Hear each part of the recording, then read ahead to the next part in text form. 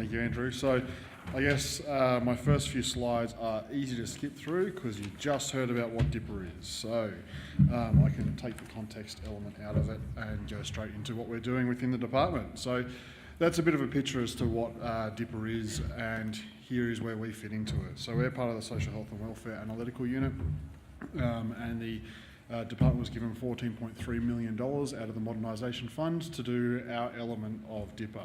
The department also saw the need to make this a bit more of a robust process, so we've also kicked in a further $9 million over the 3 years to make sure that this is something that becomes part of the DNA of the organisation. One of the big benefits that we have as an organisation in starting a little bit late into the big data analytics capability is that we can learn from the mistakes and approaches and lessons learnt from a lot of other organisations. So areas like industry and health and DSS are a lot further along the path, 12 to 18 months, some of them 2 or 3 years further ahead than us. So we've been spending a lot of time bugging people like Andrew and his colleagues about how did industry go about implementing some of this capability, what are the tools that they use, what was the training, what are the lessons learned, to make sure that we're setting that scene, making sure that capability is not just here's a tool, go away and use it. It's actually preparing the organisation for that mindset shift of what questions can we now ask, what should we be thinking about, rather than the historical view of what is happening today. So that's a little bit more about where we're up to. So one of the big things that we're focused on at the moment is setting the foundations for the organisation and the program to make sure that the benefits that have been defined under the Dipper program are translated from a whole of government perspective down into an educational organisation perspective and how we're going to achieve that. So we're now 12 months into our 3-year journey. And I thought I'd give you a bit of a rundown as to what we've kind of achieved in the first 12 months and what the next couple of years holds.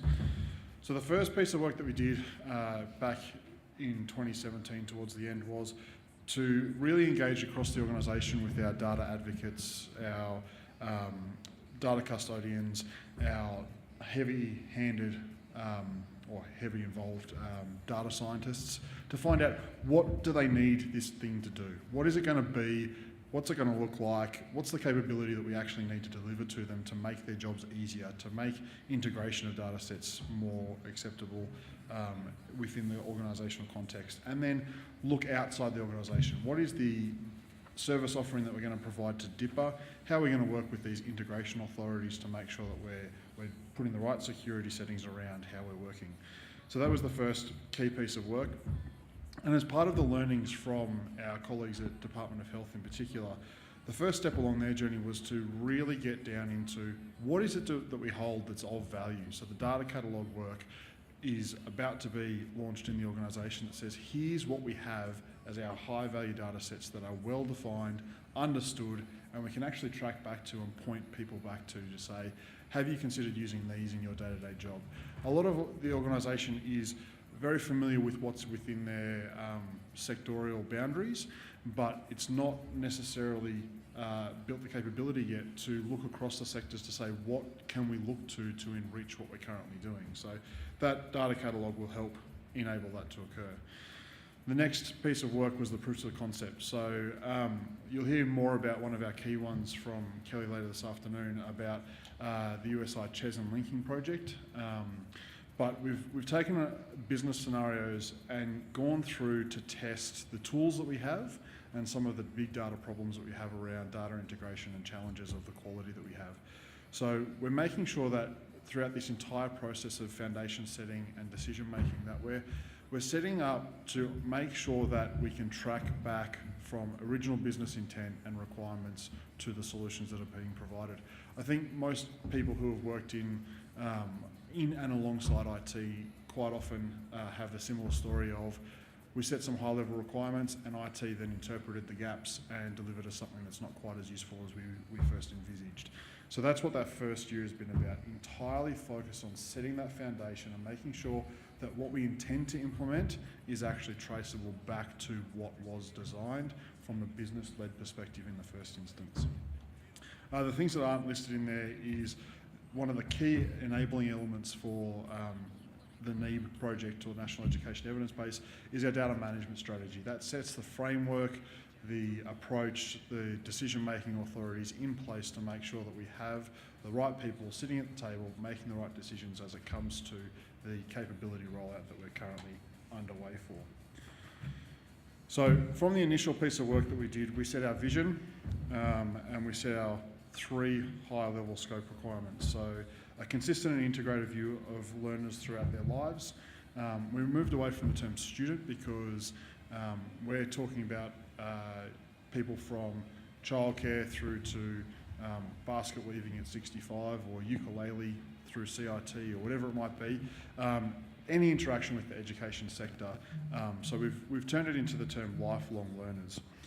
A trusted broker of Australia's most valuable education data assets, talking about us not necessarily having to hold everything around education, but making sure that we're able to facilitate the connections, whether that be through our data access or whether or not we use one of those authorised integration authorities to enable people to access things. And then enabling a focus for research and development to become a world-leading education system. Very lovely aspirational target. I already briefly talked about the enterprise data catalogue. We've gone out and we've spent the last 3 to 6 months really trying to talk to the organisation about what do they have out there that's used on a regular day-to-day basis that if we took it away from them, their current business functions would crumble. So we've had to define what a high-value data set looks like for our organisation. At the moment, we've focused on what are the core elements that people ask to access through those and making sure that that's available to understand what the data set is. Access to that data set is not something that we've broken the back of yet because we haven't addressed all of the privacy and legal constraints around all of those data sets, but that's the next step in that process. The proof of concepts is the fun part of the journey in that you get to go and put vendors through their paces and see whether or not their tools do what they say on their box. So we've spent the last 3 months in particular focusing on quite a number of different tool sets, talking to the organisation about what their business scenarios are that we can test these tool sets through to make sure that what we're implementing actually fixes a real business need. There was a product that I've got a picture on the next slide for called Neo4j. And I don't know whether many of you guys have heard of this one. This is a really cool social networking tool. And what it does is it takes your data that you have and it throws it all into a big database and builds the relationships between the various rows and cells within that data set. So here what we've got is we've got a international student in that green blob in the middle, and you can see in the red blobs their course successes or failures. So they cancelled out of a far higher number of courses than they actually succeeded in. And then that maps to what the courses were, and then it maps to the universities. Now we can blow this up from any perspective. We can blow it up from an education provider perspective, we can blow it up from a course perspective and see across the entire landscape of that data set who was enrolled in those courses, how successful they were, and start asking those questions of, is this a problem with that course? Is this a problem with students from that particular country? Is it just a problem with that student in failing? Did they find that they enrolled in the wrong courses to begin with? Is that cancellation actually a flunk out, or is that cancellation I withdrew before I got too far down that course? So it's asking a lot more questions. We haven't actually found a need for this. This is one of those ones where on the box this looked like a really high value adding tool set, but it doesn't actually deliver on a particular business need that's been identified yet. So this one's still going through its paces at the moment. The other ones that we've done is we've got a number of SaaS products that we're looking through. We did one around our data matching protocols, which was the USI Chesn linking work that Kelly will talk about later this afternoon. And we're still going through our data integration and security system tool sets to make sure that we're headed in the right direction. This slide is more talking about how we've done this, to make sure that we're not just trialling a tool with what we think is best. We've been working really closely with a number of business areas to make sure that we understand some data-driven problems that they have and then mapping that back to the capability that we want to implement for the organisation. This has been quite tricky for what we're trying to do because the schooling sectors The structure of the organisation is set up by the schooling sectors, and a lot of them have a very different view on what their problems are and a very different set of mature systems. And so as we work through this, we're finding that one tool or one approach, one capability enhancement might not necessarily fit for all of them. And so that's where we're working through these business problems to make sure that we're headed towards the future and not just immediately solving that one problem.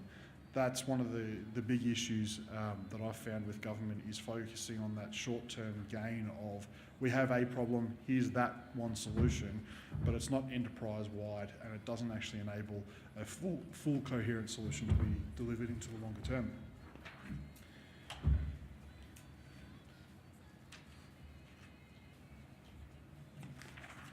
And the slides look like they've died.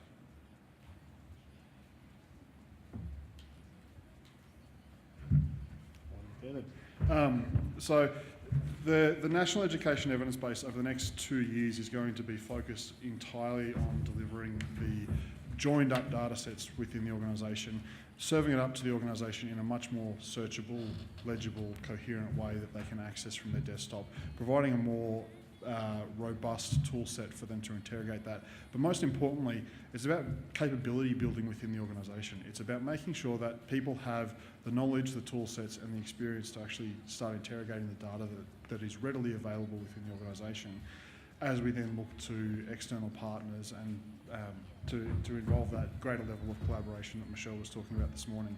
It's working together across sectors. It's working together with organisations like NCVR to make sure that all these lifelong learning journeys can actually be filled out from childcare through to university, and make sure that the gaps are known and the gaps are actually plugged where possible, to make sure that people can leverage that entire cross-sectoral boundaries to inform the policies that they're making.